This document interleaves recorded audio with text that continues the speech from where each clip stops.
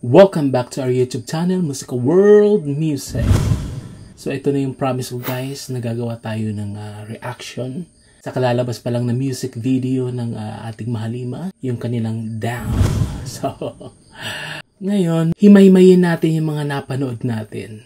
So bali itong video ito guys, parang reaction after watch the music video. Para at least mas malinaw kumaga yung paghimay-may natin doon sa kabuuan ng music video yung ginawa ng SB19. Yung mismong song na Damn. And mga napansin ko doon guys, unang-una, yung kwento ng song. Wow. Talagang thank God kasi stick pa rin sa ganong klaseng musika na nilalabas or ginagawa ang SB19 na hindi talaga potso-potso or patwita, mas pabebe or mga walang kapararakang mensahe sa loob ng musika. Ang ganda ng mga mensaheng pinakawalan sa kantang ito na talagang ako nga, para sa akin personally, mayroon ako doong paboritong buong parts ng song. Yung babasahin ko na lang guys para at least talaga wala akong makakalimutan ni isang salita o words doon sa parts na yon. Para saan pa yung mga paa kung di naman kaya tumayong mag-isa? Paano hahawakan ang pangarap kung maduduwag ka lang sa pahawak? So, di ba? Yun ang ibig kong sabihin guys, na talagang sincere talaga yung SB19 na gumawa ng mga ganito para sa kabataan ngayon, na syempre isa sila sa mga iniidolo talaga. So kung mga ganito parati maririnig ng kabataan ngayon, ang ganda, diba? Makakakuha sila ng inspirasyon, diba? May inspired sila. Kasi naniniwala ko yung music talaga is connected dyan sa life ng tao. Kaya sobrang importante ng musika sa atin. And ang kagandahan kasi maraming gumagawa ng magandang kwento sa loob ng musika. Kagaya ng mga ginagawa ng SB19 na talagang may aral at papupulutan ng leksyon at pwede mong gamitin bilang inspirasyon. Diba? So, may inspired ka talaga. So, yung binasa ko kanina, diba? Ang ganda nun. Yan yung number one na napansin ko dito sa Damn na first single sa kanilang latest album. Diba? Galing. Hindi masasayang dito guys yung mga pera natin, pera nyo sa pag-purchase ng album na to kasi obviously ayaw ko mag-compare sa ibang mga artist dito sa Pilipinas na hindi na ako mag-mention ng mga name kasi may mga ibang group talaga na ako na gusto ko sana silang kilalanin, tuklasin. Di ba? Ang dami ng mga Tagalog kong kilalanin. Kaso yung isang famous group na female group, napansin ko parang yung mga nilalaman ng mga music nila is puro patwitams and ano ba maganda mga terms na dapat gamitin. Parang ang babaw. Para sa akin lang naman ha. Kasi nagbabase lang naman ako sa naririnig at nababasa ko sa mga ginagawa nilang mga music. And yun, ang ibig ko sabihin dito guys, ano pa ba ang pipiliin nyo? Yung disposable na mga likha na musika or yung matino na pwede mong panghawakan panghabang buhay. Diba? Gusto ko sabihin. So, ang galing, ang galing. Congratulations sa ating Mahalima SB19. Super, grabe, bravo. Galing, galing, galing. And, meron din naman tayong hindi gaanong nagustuhan doon sa, very minimal, doon sa music video. Actually, mas importante sa akin yung nilalaman ng song, hindi yung ganap doon sa music video. Doon ako mas nag-focus sa lyrics, sinasalaysay ng kanta. Diba?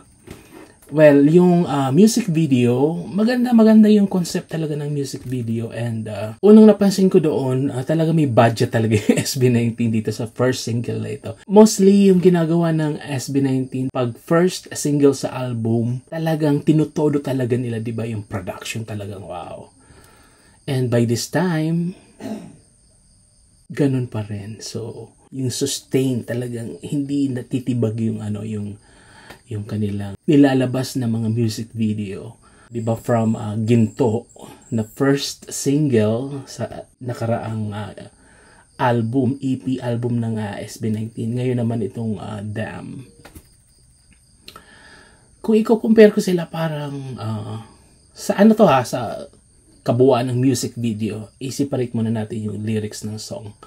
Pareho sila maganda, pero napansin ko yung choreography dito sa Damn compare sa Ginto.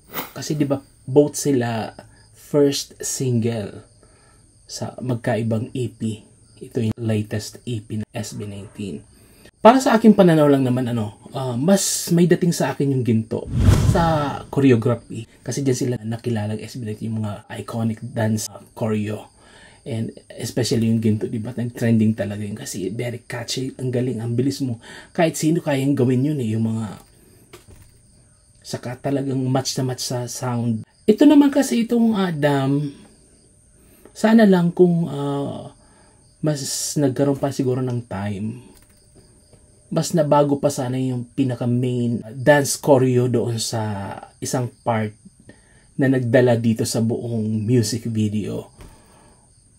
I mean yung highlights na dance choreography yung ginagamit sana nilang para mag-trending or gamitin sa mga iba-ibang social media or sa TikTok for example like that, na kagaya ng Ginto, di ba, may mga isang part sa music na nagtitrend na ginagawang dance cover yung bang term doon.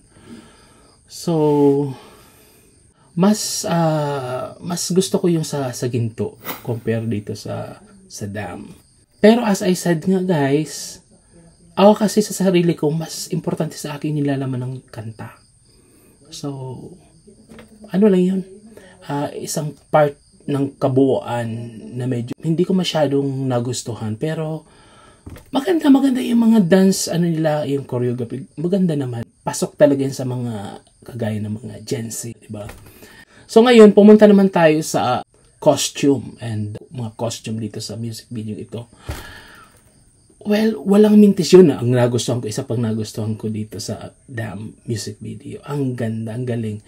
And hindi ko na alam kung sino yung mga behind styling, di ba? Kasi last update ko sa akin yung yung sila si Mark and si Justin, yung may hawak kay Ken.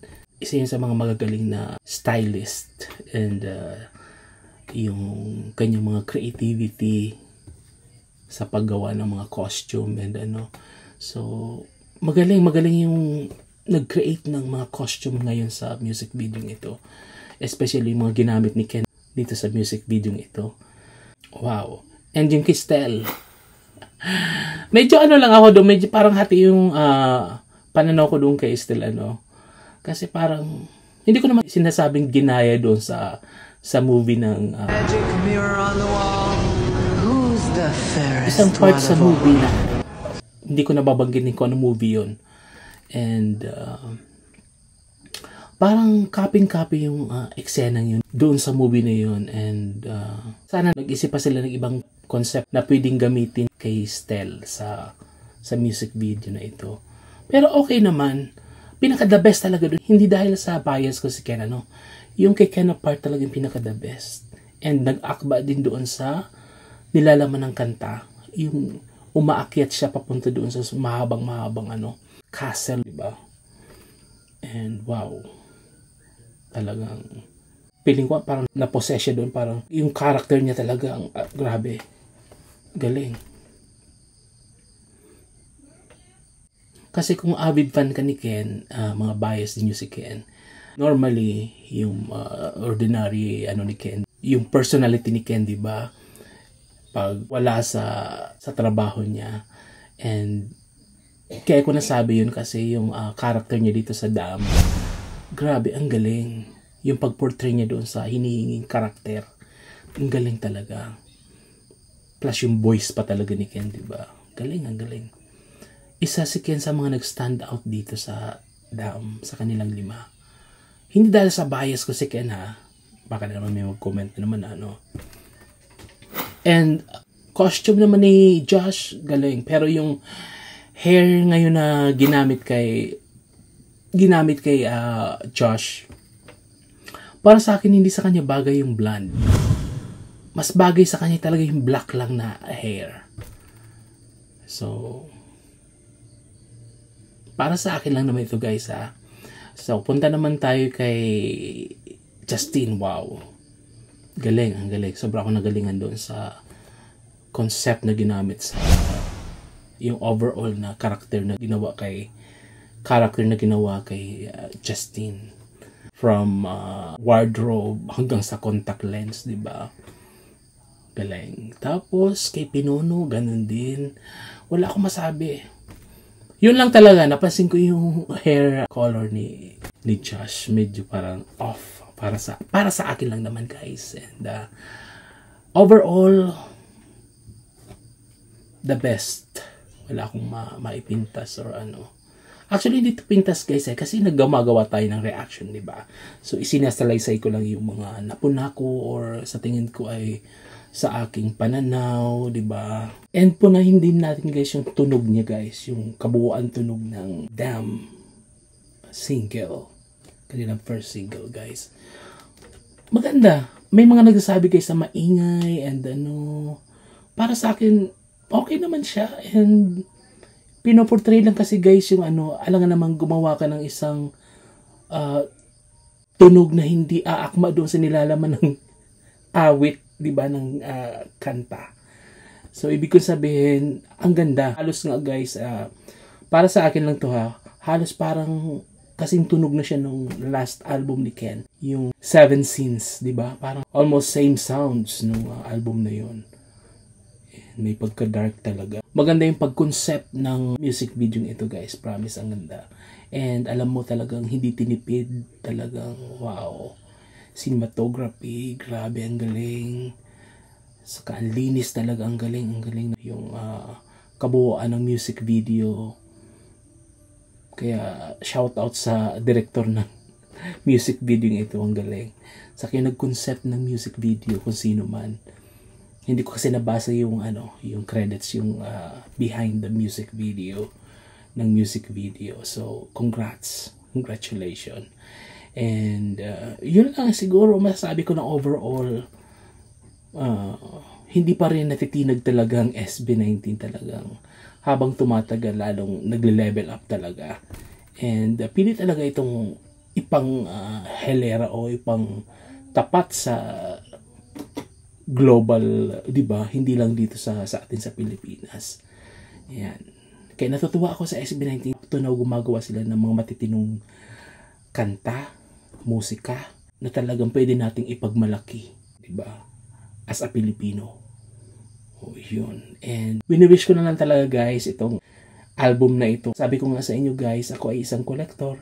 Inaasahan ko na maglalabas sila at least man lang ng kahit magilang-ilan na physical formats sa album na to, like vinyl record and CD formats. Kahit wag na yung kasi tape, okay na ako dun sa CD and vinyl record format. I hope gawan talaga nila ng ganong format. So, isa ako kaagad sa bibili. Kasi po, ako ay collector. Di ba ang ganda pag may mga collection ka galing sa mga inahangaan mo artist and sa ating pang kababayan, di ba? Hindi sa mga foreign artist. Kaya nakaka-proud yung nakakita ka ng sarili mong lahi na talagang namamayagpag and natatapatan yung ibang lahi sa galing. Di ba? So, yun ang ibig ko sabihin. Kaya congratulations sa SB19. Up to now, talagang na-amaze pa rin ako and hindi nagbabago yung paningin ko sa inyo. And yun lang nga, sana maglabas kayo ng mga physical album dito sa latest EP album ninyong ginawa. And And I hope yung mga susunod na mga singles sa album na to, ganun din kaganda yung mawitness natin nilalaman ng bawat musika sa loob ng album na to. Diba? Ano gagamit ko guys sa mga Tagalog guys, medyo malalalim kasi hindi po ako Tagalog talaga. Taga dito ako sa Bicol. So, pasensya nyo na guys kung medyo ang gamit kong Tagalog ay minsan awkward. Pero at least importante na i-deliver natin ng maganda at malinaw. So, yun. So, overall guys, wow, the best. Ganun pa rin. Sobrang amazed pa rin ako sa mga produkto na ginagawa na ilalabas ng SB19. I hope kayo din na ma-appreciate niyo yung pagod at hirap na ginagawa ng ating Mahalima. Kasi hindi ito basta bigla na lang nilabas nila, tapos na. Hindi. Ang pag-concept ng isang album, hindi yan basta-basta. Dugot pawis yan. Puyatan, walang tulugan. Lalo't may mga kanya-kanya silang mga projects na ginagawa sa individual career nila. Hindi minagic lang ng isang ganon. Kaya yung pag-create ng isang album, madugo yan guys. Talagang pinaghihirapan nila yan. Kaya sana ma-appreciate nyo. Ma-appreciate natin lahat. Ako sobra ko na-appreciate yung unang single dito sa iping ito. Talagang bilib na bilib talaga ako. And syempre kay Pinuno, alam naman natin halos lahat ng song ng SB19, siya talaga yung gumagawa, songwriter. Kung tinatandaan nyo yung guys yung mga interviews, past interviews ng SB19, di ba sinasay parati ng member. Mostly talaga si Pinuno talaga yung nagko-concept ng mga songs sa SB19. And nag-aas lang siya kung may maidadagdag sa ginagawa niyang mga song sa member niya, and kung anong pwede ma-contribute, parang ganun. Pero yung buong album mostly si Pinuno talaga yung gumagawa niyan, especially sa pagbuo ng isang kanta. Kaya dadating ang panahon guys, ito si Pinuno talaga pwede itong magaya kila Ryan Cayabyab, kay Jonathan Manalo, mga magagaling na songwriter talaga.